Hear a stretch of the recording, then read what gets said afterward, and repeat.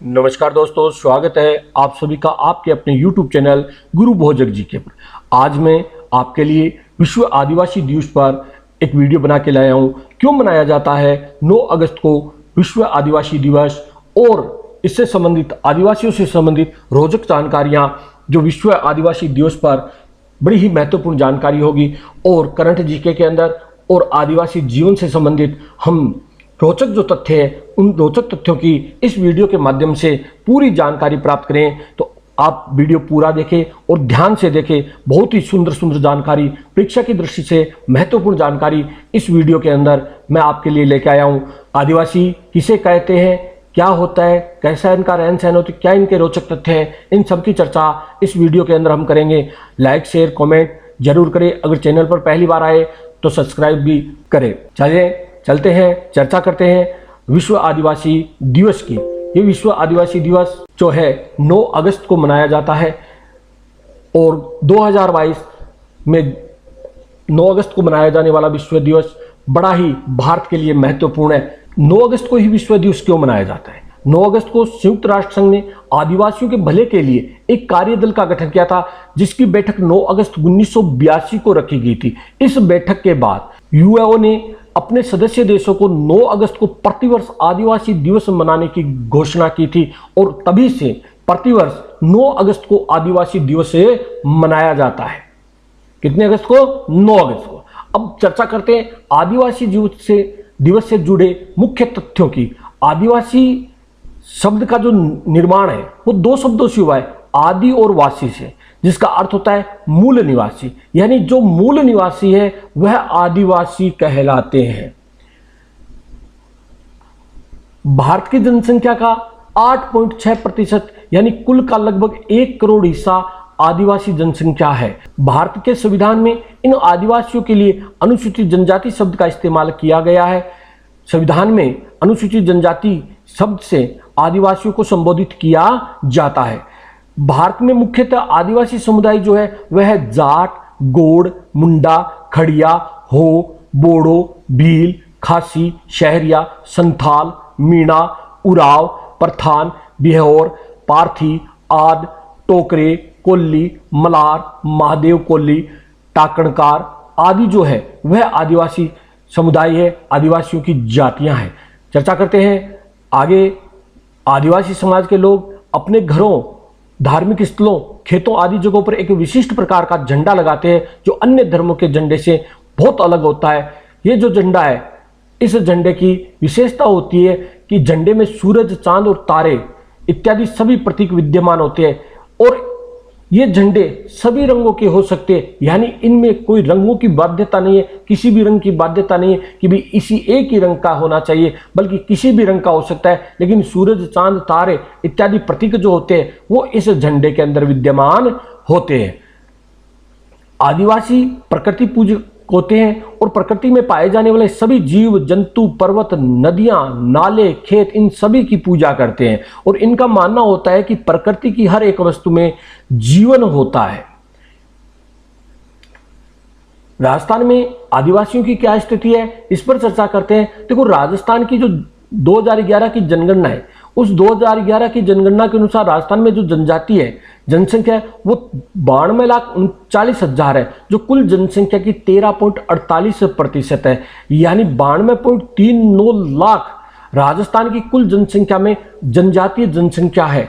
राजस्थान की जनजाति के लोगों की संख्या की दृष्टि से भारत में राजस्थान का 6ठा स्थान है। ध्यान रखना, भारत में प्रथम स्थान मध्य प्रदेश का है। जनजातियों की दृष्टि से, जनजातीय जनसंख्या की दृष्टि से प्रथम स्थान पर मध्य प्रदेश है, और राजस्थान का भारत में 6ठा स्थान है। राजस्थान का जनजाति के लोगों की जो प्रतिशत की दृष्टि है, वो प्रतिशत की दृष्टि से भारत में 13वां स्थान राजस्थान का है, और वही प्रतिशत की दृष्टि से भारत में प्रथम स्थान जो है वह मिजोरम राज्य का है। चलते हैं आगे, चर्चा करते हैं। राजस्थान में सर्वाधिक जनजाति की संख्या वाला जो जिला है वह है उदयपुर। उदयपुर के अंदर 45.25 लाख जनजाति जनसंख्या है।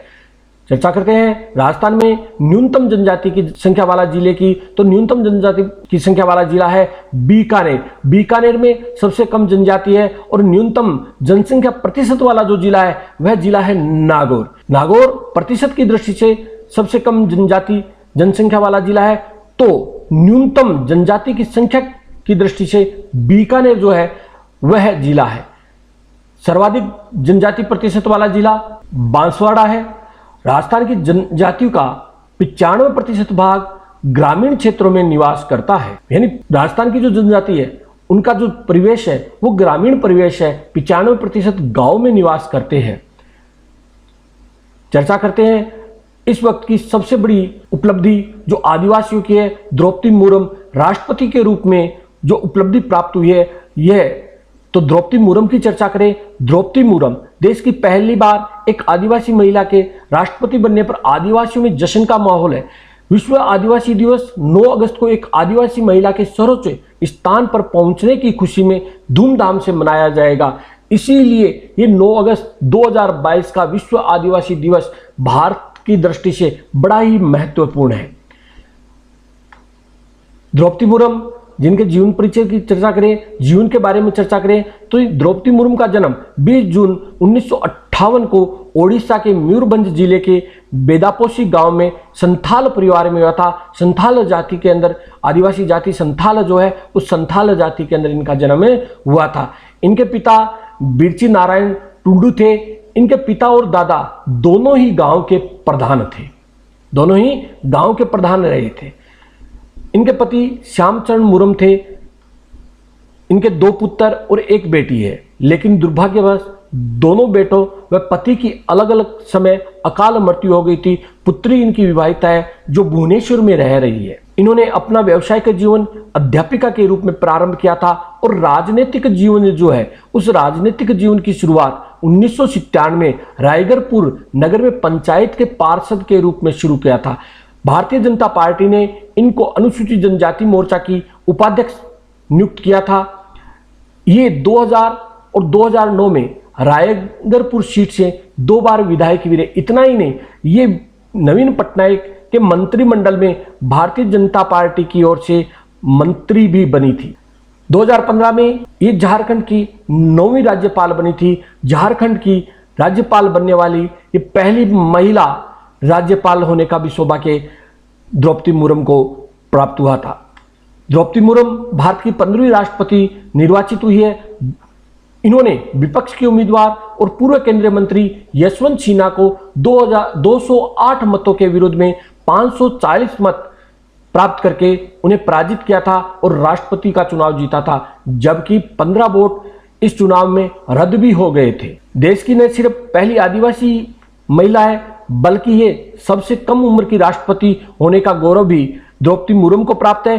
केवल कम उम्र की महिला ही नहीं, आजाद भारत में जन्मी पहली राष्ट्रपति बनने का सौभाग्य भी द्रौपदी मुर्मू को मिला है। इसी के साथ ये टॉपिक यहीं समाप्त करते हैं।